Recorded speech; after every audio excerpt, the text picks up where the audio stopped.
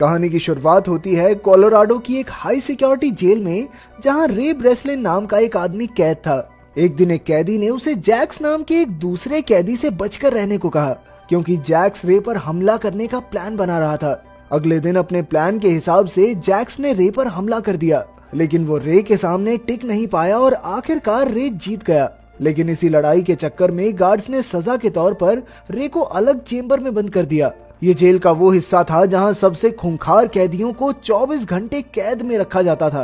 रे के इस नए कमरे में कोई खिड़की तक नहीं थी, सिर्फ एक टॉयलेट था। इसके अलावा कैमरों की मदद से 24 घंटे उस पर नजर रखी जाती थी।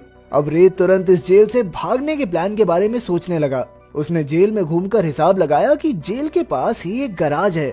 इन दिनों जेल में गार्ड्स भी थोड़े कम थे, इसलिए अगले कुछ दिन तक रे ने बहुत बारीकी से हर गार्ड का चाल चलन देखा। उसने देखा कि गार्ड्स ठीक 7 मिनट के लिए के दरवाजे का पासकोड पता लगाना था। इसके लिए उसने खाने के साथ आने वाला दूध का प्लास्टिक उतारा और चुपके से पासकोड की स्क्रीन पर लगा दिया।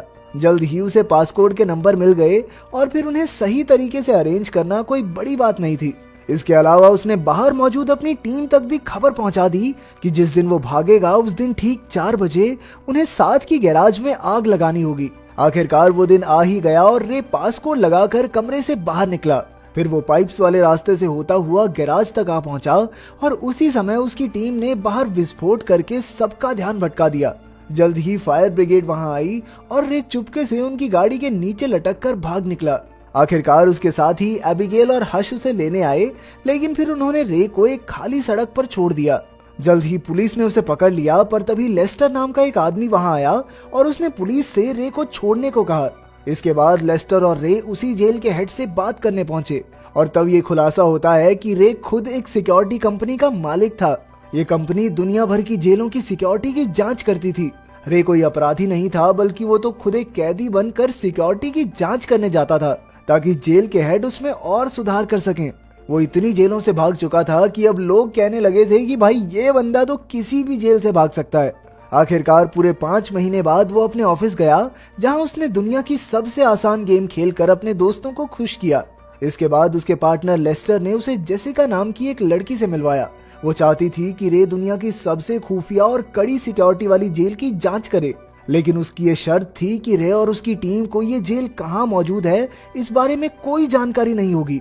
इस काम के लिए वो लाखों डॉलर्स देने को तैयार थी, लेकिन रे को ये सब कुछ ठीक सा नहीं लगा, पर लेस्टर के थोड़ा मनाने पर वो राजी हो गया। इसके बाद उन्होंने रे को एंथनी नाम के एक आतंकवादी की पहचान दी और फिर एबिगेल ने उसकी बाजू में एक ट्रैकर भी लगा दिया, लेकिन जल्द ही उसे किसी ने अगवा करके बेहोश कर दिया और उन लोगों ने बड़ी बेरहमी से उसकी बाजू में लगा वो ट्रैकर भी निकाल दिया। अब वो सीधा जेल में पहुंच गया ताकि उसे पता न लग सके कि ये जेल कहाँ पर है। जब रे की आंख खुली तो उसने देखा कि वो एक कांच के डिब्बे में बंद था और उसके चारों ओर कई कैदी थे। इसके बाद रे की मुलाकात जेल के वार्डन हॉब्स से हुई, लेकिन रे को तो बताया गया था कि वार्डन का नाम मार्श होगा। वो समझ गया कि कुछ तो गड़बड़ जरूर है, इसलिए उसने वो खास कोड बोला जिससे वो इमरजेंसी में जेल से बाहर निकल सकता था। लेकिन हॉब्स ने उस पर कोई ध्यान न देते हुए उसे जेल में भेज दिया। उधर एबिगेल और हश बाहर रे का पता लगाने की पूरी कोशिश कर रहे थे। वहीं जेल में रे ने देखा कि हर एक गार्ड ने एक जैसे कपड़े और मास्क पहने थे और उनका जब मन करता वो किसी को भी पीटने लग जाते।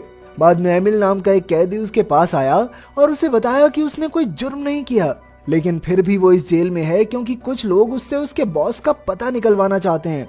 तब रे को समझ आया कि यहाँ कोई असली अपराधी है ही नहीं, बल्कि यहाँ अमीर लोग अपने दुश्मनों को टॉर्चर करने के लिए भेजते हैं। अब उसे खूंखार कैदियों वाले इलाके में जाना था, इसलिए वो प्लान बनाकर एमिल से हाथापाई करने लगा। आखिरकार उन्हें खास कमरों में बंद कर दिया गया, जो अपने आप में किसी टॉर्चर से कम नहीं था। इस कमरे का तापमान इतना ज्यादा था जिसे कोई भी इंसान सहन नहीं कर सकता। वहाँ की तेज रोशनी से जल्द ही उन्हें चक्कर आने लगे और वार्डन कैमरे से ये सब देखकर मजे लेता रहा। फिर अगले दिन डॉक्टर कायरी रे को देखने आया। उसे रे पर थोड़ी दया आई, लेकिन जब रे ने उससे इस जेल का पता पूछा तो उसने कोई जवाब नहीं दिया। आखिरकार एमिल और रे को छोड़ दिया गया और रे ने बताया कि कमरे का फर्श एल्यूमिनियम की जगह स्टील से बना था। अब उसने एमिल से